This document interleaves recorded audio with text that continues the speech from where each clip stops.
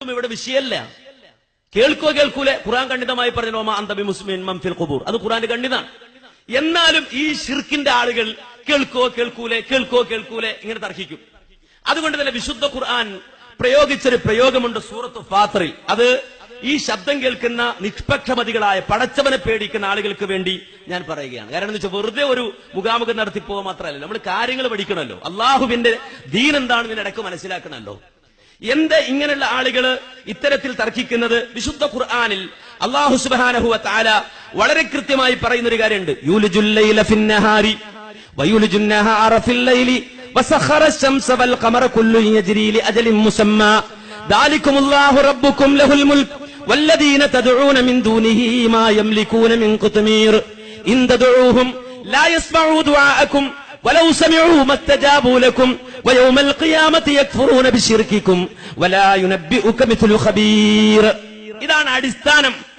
ഇതാണ് ഞങ്ങൾ നിങ്ങൾ തമ്മിൽ തർക്കം. കേട്ടോ കേട്ടോ, അർത്ഥം കൂടി കേട്ടോ. വെറുതെ ആയത്ത് കേട്ടിട്ട് കാര്യമില്ലല്ലോ, മനസ്സിലാവണ്ടേ.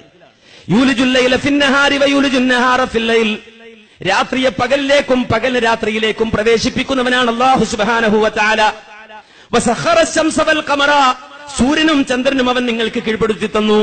കുല്ലു യജ്രി ലിഅജലിൻ മുസമ്മാ, എല്ലാം അതിന് നിശ്ചിതമായ നിർണയിക്കപ്പെട്ട ആ സഞ്ചാര പദത്തിലൂടെ സഞ്ചരിച്ചു കൊണ്ടിരിക്കുന്നു. ദാലികുമുല്ലാഹു റബ്ബുക്കും, അവനാണ് നിങ്ങളുടെ റബ്ബ്. അഥവാ സൂര്യനെ ചലിപ്പിക്കുന്നവനാണ്, ചന്ദ്രനെ വിധേയമാക്കി തന്നവനാണ്, രാപ്പകലുകളെ നിശ്ചയിച്ചു തന്നവനാണ് നിങ്ങളുടെ റബ്ബ്. ലഹുൽ മുൽക്ക്, അവനാണ് സർവ്വ അധികാരങ്ങളും. വല്ലദീന തദ്ഊന മിൻ ദൂനിഹി, അല്ലാഹുവിന് പുറമെ നിങ്ങൾ ദുആ ചെയ്യുന്ന ആളുകൾ, നിങ്ങൾ വിളിക്കുന്ന ആളുകൾ, മായംലികൂന മിൻ ഖുത്മീർ, അവരുടെ ഈ തപ്പനക്കുരുവിന്റെ പാട പോലും അധീനമാക്കിയവരല്ല. മുഹീദ്ദീൻ ശൈഖാകട്ടെ, റിഫായി ശൈഖാകട്ടെ, മമ്പുറം തങ്ങളാകട്ടെ, മുനമ്പത്ത് ബീവിയാകട്ടെ, ലാത്തയാകട്ടെ, ഉസ്സയാകട്ടെ, ഇബ്രാഹിം അലൈഹിസ്സലാം ആകട്ടെ, ഇസ്മായിൽ നബിയാകട്ടെ, മായംലികൂന മിൻ ഖുത്മീർ, അവരാരും ഒരു ഈ തപ്പനക്കുരുവിന്റെ പാട പോലും അധീനമാക്കിയവരല്ല. ഇൻതദൂഹും, നിങ്ങൾ അവരെ വിളിച്ചാൽ, നിങ്ങൾ അവരോട് ഇസ്തിഗാഥ ചെയ്താൽ, ഇൻതദൂഹും, നിങ്ങൾ അവരോട് ഇസ്തിഗാഥ ചെയ്താൽ, ലാ യസ്മഉ ദുആഅകും, നിങ്ങളുടെ ദുആ, നിങ്ങളുടെ ഇസ്തിഗാഥ അവർ കേൾക്കൂല.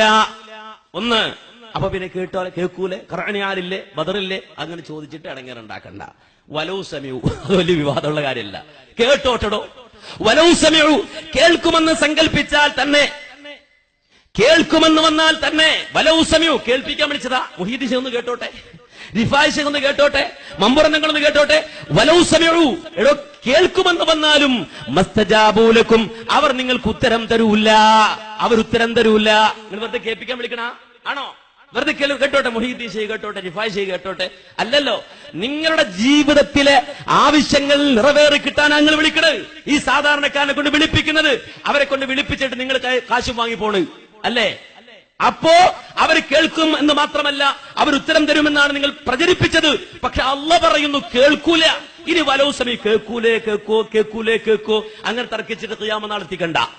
ഇനി നേരെ വലൗ സമീഉ, കേൾക്കുമെന്ന് വന്നാലും കേൾപ്പിക്കാനല്ലോ വിളിച്ചത്, മസ്തജാബു ലക്കും, ഉത്തരം കിട്ടാനല്ലേ, ഉത്തരം തരൂല്ല എന്ന് മാത്രമല്ല, വയൗമൽ ഖിയാമത്തി യക്ഫുറൂന ബിശിർകികും, നാളെ പാരത്രിക ലോകത്ത് പടച്ചവന്റെ മുന്നിൽ അവരും നിങ്ങളും ഒരുപോലെ വരുമ്പോൾ, അവിടെ വെച്ചുകൊണ്ട് നിങ്ങൾ ചെയ്ത ഈ ഇസ്തിഗാഥയാകുന്ന ശിർക്കിനെ അവിടെ അവർ നിഷേധിക്കും.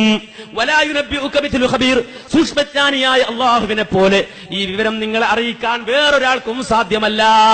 അല്ലാഹ് പറയുന്നത് പോലെ വേറെ ആർക്കും പറഞ്ഞു തരാൻ പറ്റൂല. ഇത്രയും കണിശമായിട്ട് ഖുർആൻ പറഞ്ഞതാണ്. അപ്പോ കേൾക്കോ